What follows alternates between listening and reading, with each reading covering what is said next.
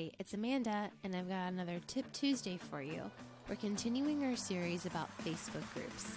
Now, we've talked about why you need a group, how to get your group set up and going, but what happens when people start actually coming into your group? Well, it becomes your job to nurture the people in the group. You want to create a community. That's the entire reason you started the group, right? The community you're creating is going to be centered around this niche down thing you're teaching, looking to you as an authority on this topic as they get to know you through the group and as they get to know each other. And it's your job with your content to set the expectation of what they'll learn and then set the tone through your consistent delivery of valuable content and to set a pathway of how they can start learning some skills and eventually level up those skills by either becoming your client or purchasing your product or otherwise working with you. So today we're going to talk about the best practices around building engagement in your group and using it to drive revenue for your business. And I've got 4 best practices for you. Here's the first one. Create a content calendar. Now we've kind of talked about this already, but let's really talk a little bit more deeply about it and why it matters. Planning out what you'll be talking about each week is so important. First of all, you can use your group content to help plan out what you'll talk about on all of your other platforms. Let the topic that you're going to cover in your group that week be the theme for all of the content that you talk about everywhere. From your email newsletter to your blog to your social media posts, let the group content do the heavy lifting.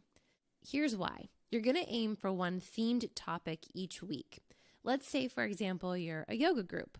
One week could be about mastering breathing with your poses. That leads to the next best practice, which is this.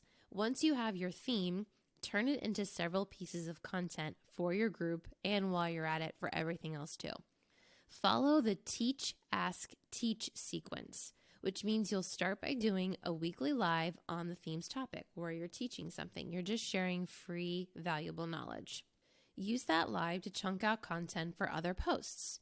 And you'll want those other posts in your group to, at bare minimum, be going up 1 time per day, but ideally 2 to 3 times per day. Now, if you're thinking, oh my gosh, I cannot post 2 to 3 times per day, here's a couple things to keep in mind. First of all, the algorithm is moving more and more toward favoring group posts. So you want to hit people when they're online, and people are kind of online all over the place. The algorithm is not chronological anymore, but it does sort of favor recency. So you want to be able to hit people when they're online. Plus, not everyone is going to see everything right when you post it because I hate to break this to you, but not everybody's going to be checking your group like it's their news source or something. Now, here's the other thing. You can use Facebook's built-in scheduling tool to schedule the group posts.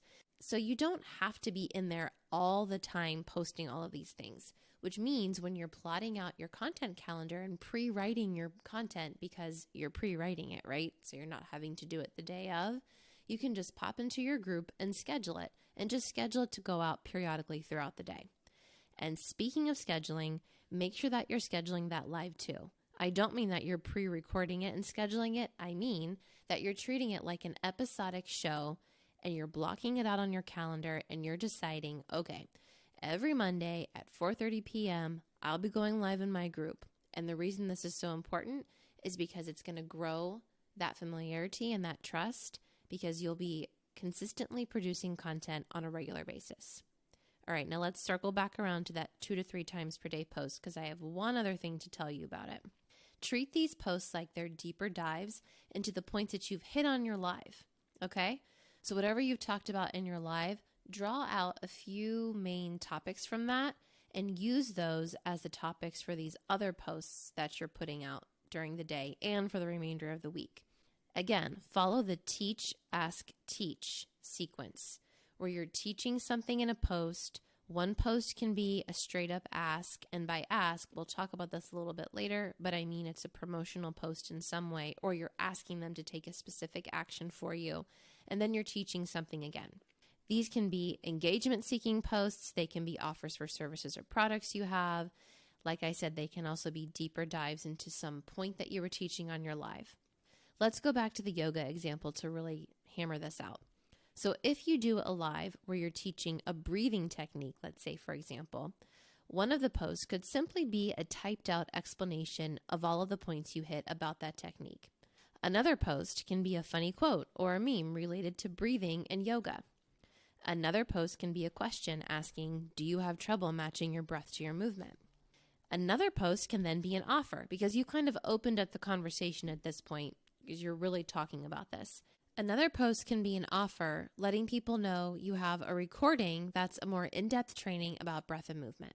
Now, here is the third best practice for building engagement and selling in your group. Use units or topics to organize all of this content that you're putting in there. This is especially important if new people are consistently dropping into your group, which they should be because you're promoting it. And I've talked about this before, about using units or social learning units, as it's called in Facebook, but it's an essential way to gamify your group. What do I mean by gamify? Gamify makes your group fun. It makes the content fun because it gives people a successive pathway that they need to follow in order to keep getting more content.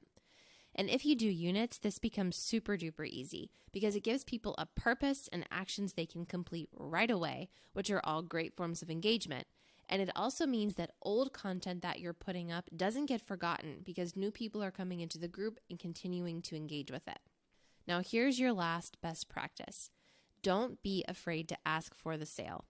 Monetization of groups is only going to come from you. As of this recording, there is no way to advertise directly to a group or within a group through a paid ad on Facebook. Now, you can kind of get a little bit creative with this by retargeting group members through video views on your business page, but that's a whole other Tip Tuesday for a whole other time. In terms of organic monetization, the only way to do it in a group is to simply ask. Remember, these people joined your group for you. They're interested in what you do. They want your services or your product. Don't be afraid to talk about it. You can tone down the salesy side of this by consistently talking about the work you do on a regular basis. This means making reference to your clients when you're doing lives, making reference to developing products, making reference to emails you get from clients thanking you for the work you do. Talk about your business like it's active because it is. When you act like this, the next time you go into your group to let them know about a new service or offer that you have, or a product that you're launching or a class you're teaching, they'll want to know about it and they will not be surprised because they already know that you have an active business that they can buy into. And they know that you're there to not only share your knowledge, but to make a living too. And there's no shame in that, so don't be afraid to ask for the sale. And that's it. That wraps up our Facebook group series, and I hope this was helpful for you. And I'll see you next week with another Tip Tuesday.